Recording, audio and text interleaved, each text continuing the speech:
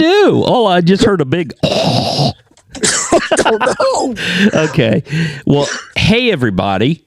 It is A-Train and Super E. We're back from kind of a hiatus. We had a little technical difficulty, then I went on vacation, and then we were just real tired. Real quick. Yeah. Just explain to our listeners, your wife, my sister, and Derek, about what happened in the bathroom on a far and distant land. Oh my God! It was a heck of a way to start a vacation. I'll tell you that much. What happened? So, okay, we were on a shall be not named island in the Caribbean that my wife put the trip together. I just go where I'm told, and so on the way from the airport to the resort, we decided, hey, let's stop at the store, get some groceries, snacks, water, all that. So we finally find a suitable grocery store to go into. What did the other ones look like when you was driving by? Shacks. Where Ernest T. Bass would live? I mean, it was rough. So we found a halfway suitable grocery store. So we're in there shopping, and I have to go to the bathroom. So I tell my wife, I got to run to the bathroom and pee real quick. Be right back. Open up the men's bathroom door, and I see in the middle of the bathroom this elderly gentleman who had obviously had a stroke or something, and his wife, and she is struggling to get his belt off. And I'm like, okay, wait a minute. What's going on here? Exactly. So you didn't know if they were like part of the Grounded Mile High Club in the bathroom or what? Yeah, exactly. I'm like, well, okay. The elderly going at it in the bathroom. So anyway, so she's struggling. She turns to me and she says in her, Caribbean accent, "Sir, I can't get his belt off. Will you please help me?" And I thought about just turning around, running away. But this old dude, I could tell he really had to go to the bathroom. A-Train, the Good Samaritan. Well, I mean, what was I going to do? Exactly. Just turn around. So I'm like, okay. So I go up there, and I had my sunglasses on, so I couldn't see very well. And he had one of these canvas belts that kind of loops in, and then it had these like teeth, that grip the belt part. Yes. Well, obviously it was done wrong. So I am in the bathroom trying to take this elderly man's belt off, and I can't get it. I'm struggling. And so I'm trying, and I'm getting determined. And I guess I lost track of exactly where I was. So I'm trying, and I can't see it very well. So all of a sudden, I find myself, I have dropped to one knee. Oh my God! So I could get a better look at this belt. So you were between being a Good Samaritan and a fluffer. Yeah, exactly. Okay. So anyway, so it hits me as I'm on my knee looking at this old man's groin. I'm like, oh my God, this looks terrible. So I'm struggling. I can't get the damn thing undone. And I could tell he's starting to shuffle. I could tell he really needs to hit the toilet. So I'm like, oh. So then the old lady gets all pissed at me and shoves me out of the way and says, "Let me get it." So my God! She gets in there and she just literally rips this belt apart off this old man, and I'm like, okay, well. My God! Did you wipe down the bathroom to get rid of your fingerprints? Well, I still had to pee, so I had to pee. And oh my God! He was the old man. He did in a very frail, shaky, kind of Joe Biden-esque voice. Oh my God! He says, "Thank you, sir. And I'm like, oh, I tried. So I peed and then ran out of the store and wait, did you pee with the woman still in there too? She never left. She was, I guess, there because, he went in the stall and was to make sure he didn't, I guess, fall off and hit his head or something. I don't know. So, yeah. So I peed with her in there and then I just fled. Well, anyway. She didn't take a little peek at you, did she? No, I think she was still pissed at me because I couldn't get the belt off. Oh, my God. Oh, well, you know what? Yeah, that brightened my day. Yeah, that's how my vacation started. And then it went downhill from there. Yeah. It's a bad vacation when you're struggling with the man's crotch area. Yeah, just right out of the gate. That's the high point of the vacation. We had a great time. The weather was great. Beach and water were great. But alrighty. So anyway, okay. Well, we have kind of sidetracked on that, but we're going to get back to some super retails. Alrighty. What do you got for us? Well, today I'm going to talk about an investigation I had a little over 30 years ago back in our town. Uh-huh. This was, we had crack had just become big, it was crack, there was heroin, and of course marijuana. All right.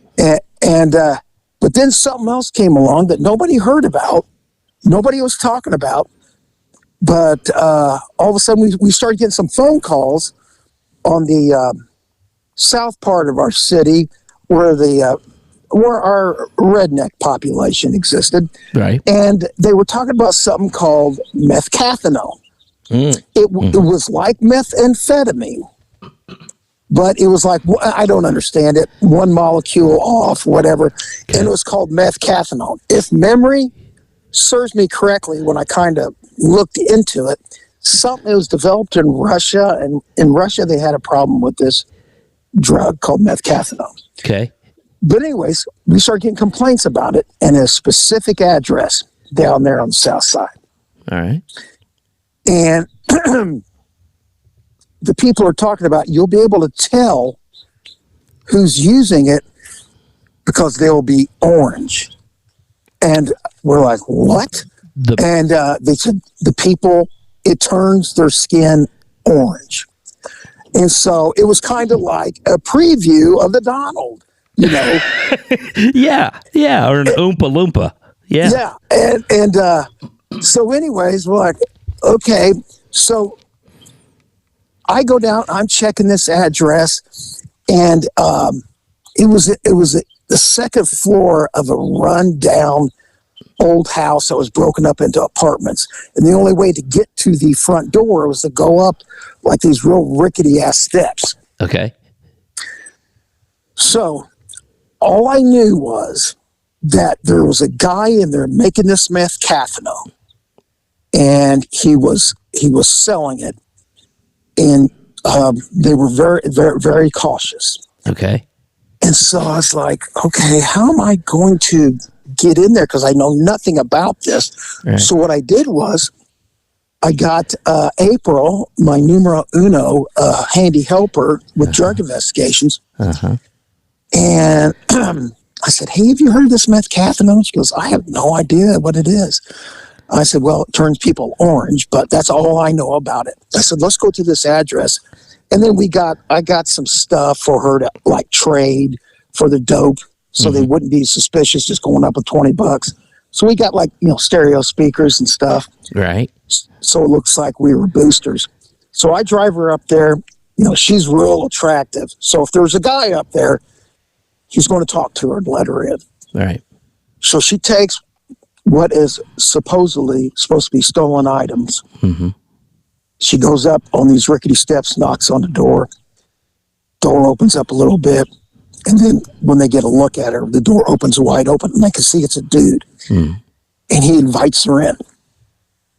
And she just starts talking about, hey, I heard I can get some of that shit called methcathinone. I don't know anything about it. Tell me about it. Everybody says it's great.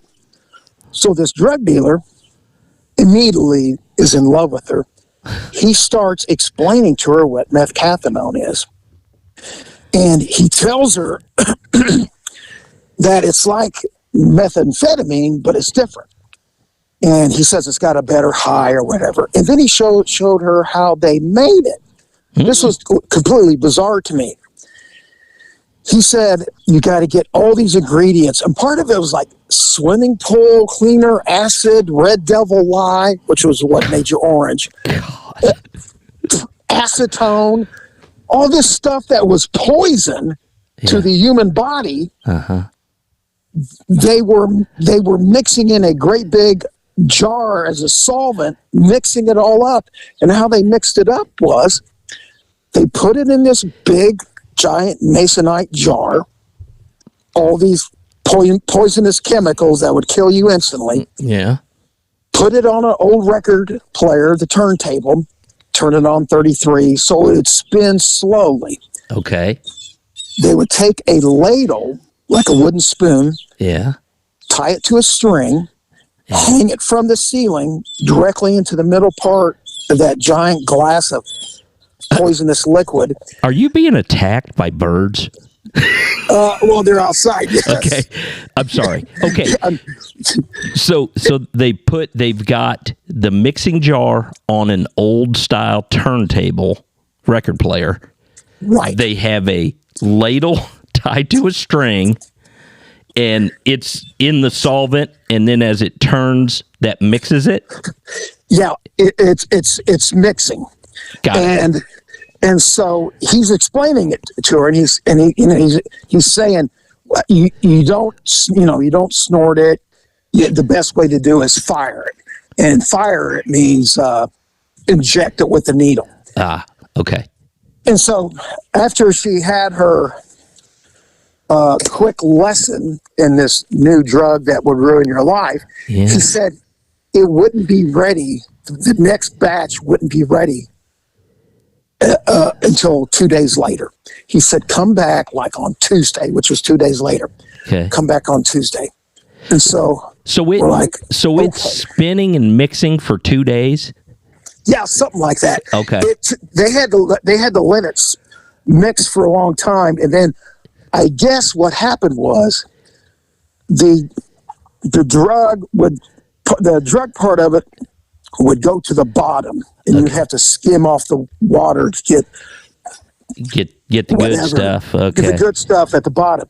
Got it. So me and another detective, his name was Rick, he had some information. He was doing an investigation on the same place. He was part of a different narcotics unit in the city, and he had an investigation on the place. He couldn't get in, but we took what April did, what she saw, what she heard, everything, and the prosecutor told us, I'm giving you guys a search warrant. Right. So me and Rick and some uniformed guys, we get a search warrant for this house. And Rick was a big dude, but we go up them rickety steps. And I'm telling you what, I felt like those guys in a mad, mad world when they were flying around on on that ladder, the ladder trucks. Yeah. I mean, that's why I said, man, we're going to fall to our deaths. But we make it upstairs, and we were able to blast open that door because luckily they had not locked it. Okay. So we just blasted in the door. Immediately as I ran in, Rick took the drug dealer who was in the kitchen, immediately got control of him. I had to wade through about 15 kids, all with bright red hair, freckles, and eyeballs seemed to be looking one way and the other looking the other way. I don't know if there was Uncle Daddies involved in all this. Okay. Uh-huh. But these kids looks like they came out of the Twilight Zone and Children of the Corn.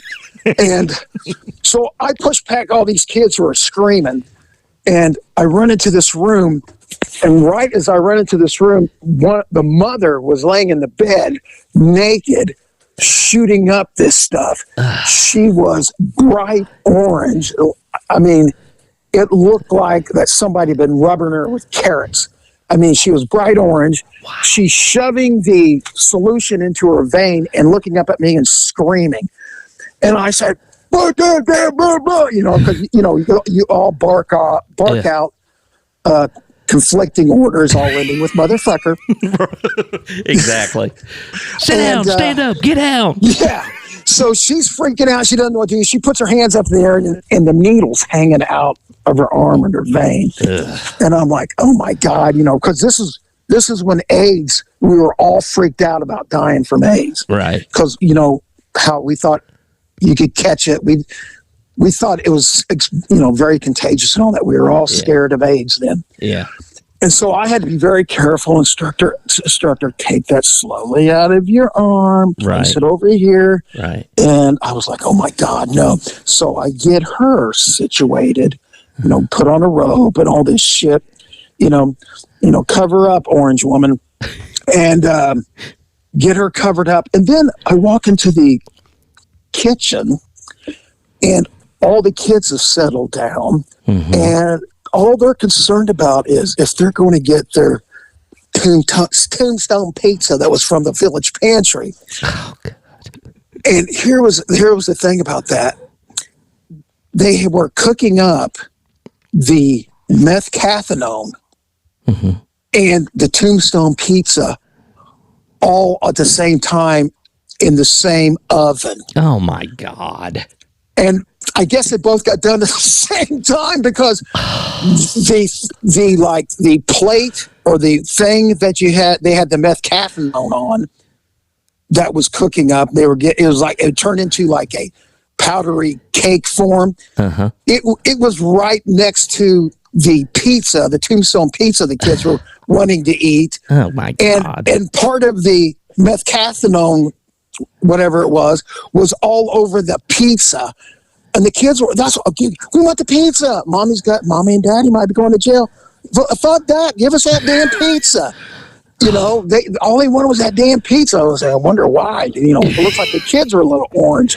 Yeah, their hair was red. Was their skin orange? Right. Yeah. Their skin, their skin was pasty because, you know, that was part of the hillbilly thing down there. Yeah. Red hair, pasty, eyes looking the other way. But anyways, so me and Rick, we get everything under control. Yeah. And the guy was very cooperative. We said, where are all these chemicals that you're making this stuff with? And so he showed us. He goes, it's right here: swimming pool, muriatic acid, red devil lye, acetone, which is like paint thinner, very strong. Everything that had a skull and crossbones on it. God. They were pouring in there. So, okay, this was before the days of hazmat suits and people running in there looking like they landed on the moon, Apollo 13 or whatever, with the shields come racing in. We're like, okay, we got all the chemicals, put them in them cardboard boxes, and we threw them in the trunk. Our car. Well, yeah. And what else are you going to do? Yeah, after the people who were supposed to go to jail went to jail, and then the other people, the relatives that came over and took care of the kids, we got to do something with these chemicals. Oh, let's just go down to the property room. So we go down there, and they go, "What you boys got?" I go, "Well, they got something here, methcathinone, and then they got all this stuff they make it with in these bottles." Yeah, that's like muriatic acid, red devil lye, acetone. You know, I don't some sort of radioactive blow up chemical, and they're like, "Oh, you know what? We don't want to keep him here in the property room. We got a better idea. What are you going to do with it? Let's pour it down the drain." Oh my God! They poured this shit down the drain. Oh no! Oh, yeah. Okay. All right. And we were like, okay. Oh God! Because remember, this is 35 years ago, or whatever, and nobody knew about this kind of stuff. Nowadays, we would have said, "Hey, you know, get the state police out here." Yeah. In their big jumpsuits and shields and their hazmat. Yeah, they would have been throwing a giant tent over it with tape everywhere, and that place would have been shut down for like a week. Exactly.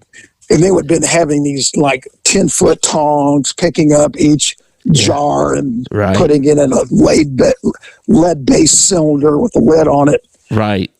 And Yeah. we just scooped them up and we're walking them down like Christmas presents, throwing them in the trunk.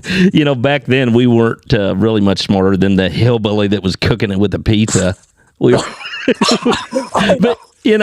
times change.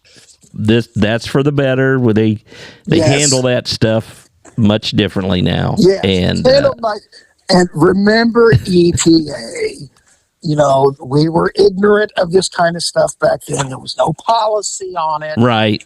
We had never run into that before. Right.